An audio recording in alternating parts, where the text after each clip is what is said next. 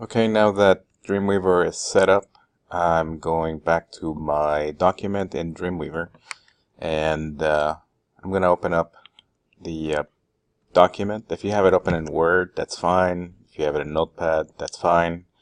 It's just that Notepad for me, it's a little bit easier to cut and paste, and then at least I know that it's in a separate document, so if I delete it, I can always download the original.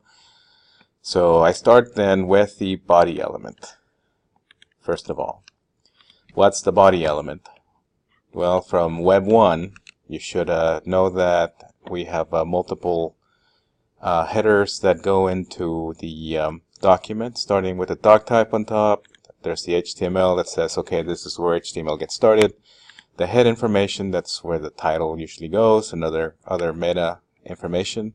Then there's the body. The body is what actually sets up all the code for the document. So starts at the top, goes all the way to the bottom. Everything in between is what we see on a web page, be it on a document this size or even in a mobile device. So since we're in the body, I'll click on body here, and I know that body selected. One, because it's highlighted in front of me. Also at the bottom in this index, body appears.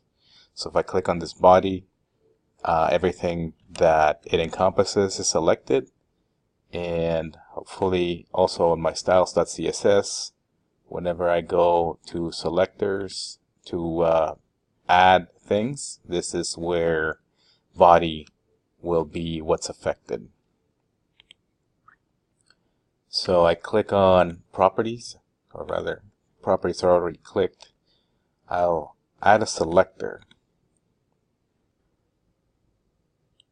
Because the reason why I can't see much of anything right now is because I'm in the current CSS Designer and this is not quite defined. I'm going to click on all so that I see all sources. I want to highlight styles.css, and then I can feel a little bit more comfortable about going to selectors and adding one. Now that the body is selected, click on the plus sign. It's going to fill in body. Now press enter. This doesn't show us too many options yet because the properties need to be clicked and brought up.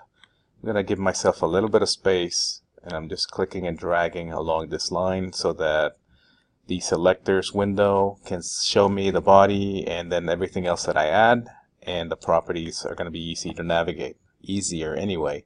I'll click on show set so that it doesn't show me just selected things, as I want it to show me everything.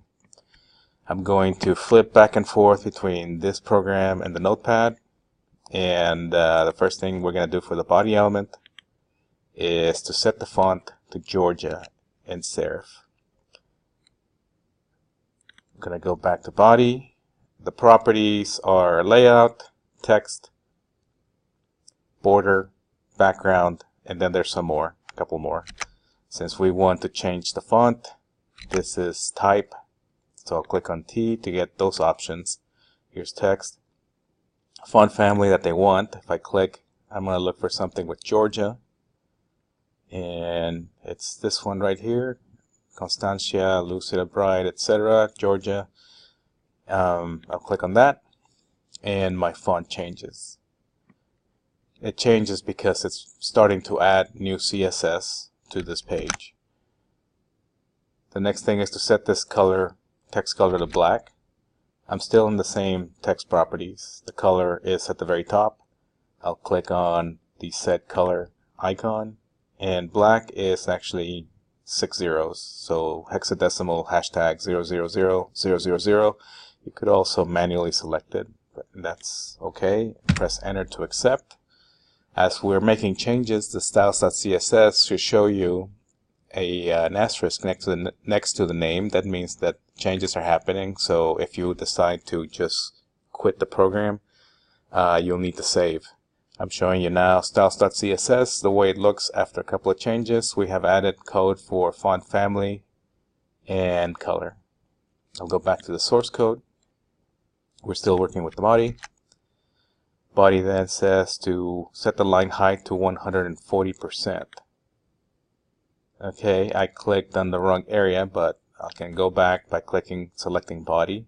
I'm still in text, and the line height is right here. This little box says normal because it assumes that when it's got no information, that it's just going to be normal. We want it to be 140%, so I'll click on that box.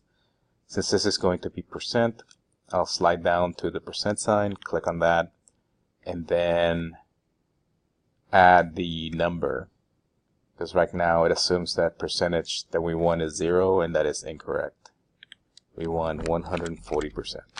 So I'll just add 14, the 0's there, press enter, and now it's more of a double space type of document. Going back, we're going to set the margin to 30 pixels.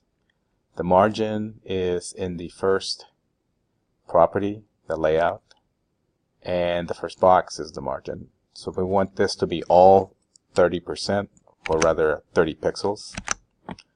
I can click on set shorthand next to margin and just type in 30px. Press enter, and it will affect all sides. You can always go back and change any one of these at any point. The fifth and final step of the body, set the background image to page bg.gif, and it should not repeat, and it should stay fixed. Set the background color to this other color. In order to read this a little bit better, Notepad++, I'll go to view and ask for word wrap. So the background image is going to be page bg.gif. Still in body. But now we're going to change the background properties. The background image can be found by clicking on the browse icon. And there's images inside my site. Double click. And page BG is what they want us to use. I'll click OK. And it will be loading up. The last thing. Well, this is the last thing for this one, but we should say that it should not repeat and it should stay fixed. In order for it not to repeat, in background, this image, we wanted to change the background repeat option from repeat, repeat X, repeat Y, to no repeat. So it stays there once, and that's it.